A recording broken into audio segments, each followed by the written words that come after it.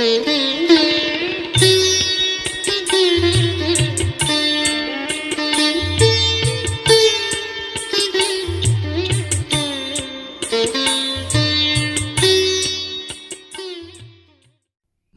जी के सहयोगियों में पंडित रूप किशोर आदर से याद किया जाने वाला नाम था।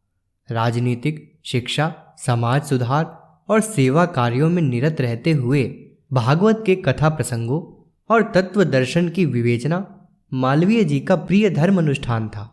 पंडित रूप किशोर जी अपने क्षेत्र में भागवत व्यास के रूप में श्रद्धा की दृष्टि से देखे जाते थे। पंडित रूप किशोर अपने आप को महामना का विनम्र शिष्य और अनुयायी ही कहते थे। उनका क्षेत्र भी अपेक्षाकृत छोटा था, लेकिन ब्रजमंडल में वे मालवीय जी की कथा शैली के प्रतिनिधि प्रवक्ता कहे जाते थे। उस क्षेत्र के राजा रजवाड़ों में पंडित जी का बहुत मान सम्मान था। कथा उपदेश वाणी की कला नहीं है, अपनी बात कहने का ढंग आना चाहिए। उसका प्रभाव पड़ता है, लेकिन जो कहा जा रहा है उसके पीछे आस्था का बल भी होना चाहिए। यह बल उपदेशों को पहले अपने जीवन में उतारने से आता है। भागवत करुणा और भक्ति का शास्त्र है। वह प्रेत पिशाचों को भी कषाय कल्मशों से मुक्त कर देता है। धुंधकारी प्रेत की कथा भागवत कथा के समय महात्म्य प्रसंग में हर बार सुनाई जाती है। करुणा और भक्ति के तत्व पंडित जी के जीवन में पूरी आभा के साथ प्रकट हुए थे। उनके संपर्क में आकर बहुत लोगों ने अपनी बुराइयां छोड़ी। छोटे मोटे दोष विकारों से मुंह मोड़ने की सैकड़ों घटनाएं हैं। एक अवसर ऐसा भी आया जब पंडित जी के निवास से कुछ दूर जंगल में रहने वाले धांधु नामक डकैत ने लूट मार करना छोड़ दिया। इलाके में उसका आतंक था। उसका अपना कोई गिरोह नहीं था, लेकिन वह खुद बहुत बलवान था। उसमें 50-30 लोगों से जूझने की सामर्थ्य थी। पंडित जी कथा कहने के लिए जा रहे थे कि रास्ते में धांधु से मुलाकात हो गई। कहने लगा, आप ब्राह्मण देवता है, आपका अनादर तो नहीं करूंगा, लेकिन मैं दस्यु हूं।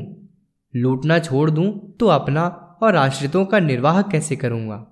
इसलिए आपके साथ बल प्रयोग तो नहीं करूंगा, सिर्फ यही चाहूंगा कि आपके पास जो कुछ भी है वह चुपचाप रख दें। धांधु ने पूरे वेग से कहा था। सामान्य मनस्थिति का व्यक्ति धांधु के दमखम, बुलंद आवाज और डपट से कांपने लगता। पंडित जी पर उसके डरावने व्यक्तित्व का कोई असर नहीं हुआ।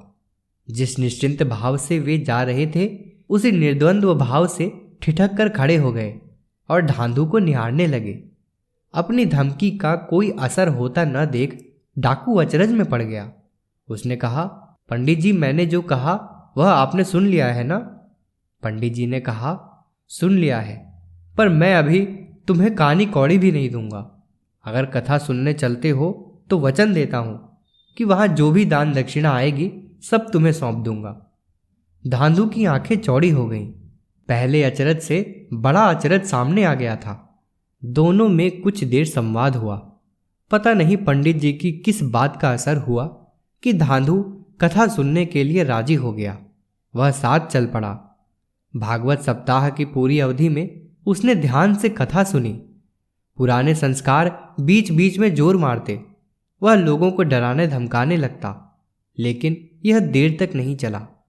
भागवत सप्ताह पूरा होने के बाद पंडित जी ने दान दक्षिणा समेटकर धांधु के हाथ में सौंपी।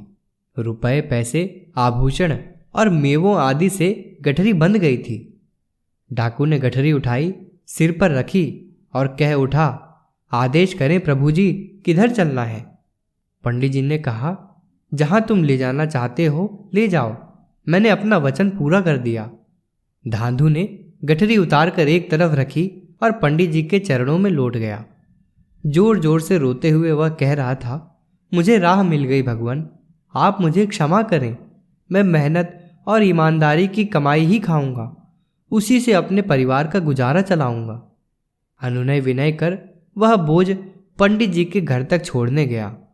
जिसने भी देखा एक बार तो विश्वास नहीं किया कि यह धांधु डाकू है। पुस्तक चेतना की शिखर यात्रा, लेखक डॉक्टर प्रणव पंड्या। अगर आपको हमारी यह वीडियो पसंद आई हो तो इसको लाइक करें, कमेंट और शेयर ज़रूर करें। साथ ही हमारे YouTube चैनल ऋषि चिंतन को सब्सक्राइब कर बेल आइकन भी दबाएं ताकि आपको आने वाले वीडियोस की नोटिफिकेशंस मिलती रहें। धन्यवाद।